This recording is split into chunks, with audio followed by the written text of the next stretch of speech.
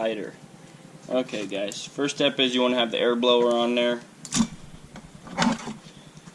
It does not work if the tire is tilted. You got to have the tire straight up and down, okay? Make sure, you know, it's centered in the rim, basically, right? You can flip it on its side for the starter fluid process when you spray the starting fluid in there.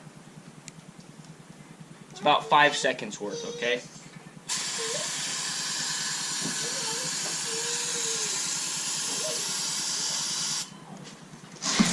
Okay, tilt it up.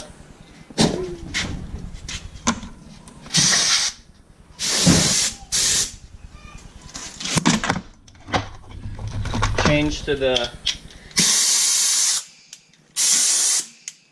air one and start ASAP. Because that only puts enough pressure in there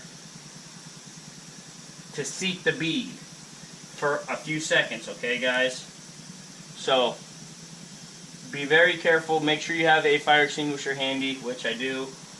It's over there. So just wanted to show you guys that cool little trick. That's how you do it without a cheetah.